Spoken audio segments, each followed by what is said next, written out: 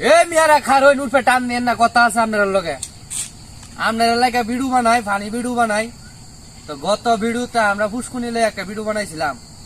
পুষ্কুনির মধ্যে কাহিনী হইলো, আমি মালিক আছিলাম, নহল মালিক আর উনারা ছিল আপনার মাছ ধরে ফ্রিতে।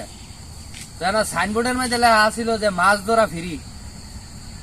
তো বিড়ু বানানির পরে এই সাইনবোর্ডটা আমরা তুলতাম মন না, এই বলদ দিছিলাম তুলবার লেগা।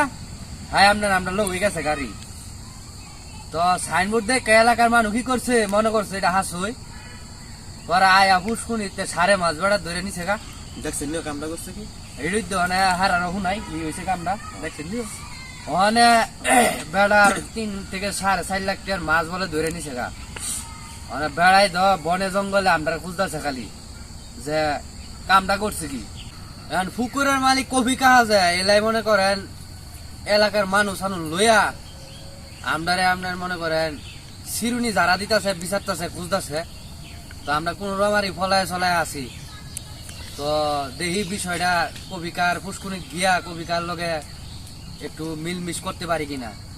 তো আপনারা কি কই দেখি পুষ্কুনি কি খবর আর কবিকার কি অবস্থা দেখি একটু যদি মীমাংসা কথায় তো এলাকার ঢুন যাইবো আর খারাপ লাগে ভিডিও বানান যাইবো। তো চলেন যাই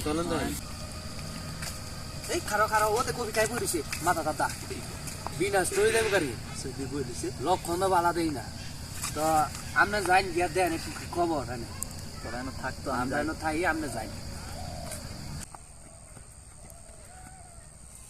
বাতিজা রে এদিন গাইতে নাকি আর ভিডিও শুটু করছে রে বাতিজা। আমার ফুসকুনির গিয়ার সাইনবোর্ড দিছে ফুসকুনির মাছ বলে ফ্রি।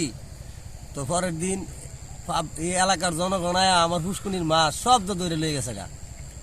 এখন এই যে 10 লাখ টাকার মাছ আমার নিচে গা, এখন আমি কি করি? এখন তো আমার মহা বিপদের মাঝে আমি আছি। মানে ইতানের গার্জিয়ানের বাড়িতে আমি গেছিলাম, যাওয়ার পরে কইতেছে ফুলাফানি ভিডিও শুটু করছে। কি করা আমি কি করা হইলে চলতো না, আমার তো 10 লাখ টাকার মাছ লয়ে গেছে গা। কাহা চিন্তা করিও না, ইতানের বিচার হইব, ঠিক আছে? বিচার হইব আর কবে? আমার আন্দা কত হয়ে গেছে গা। কাহা এ বাবু টেদো আসিল শালার করে শালা আসি গজব করছে শালার করে আরে শালার করে শালা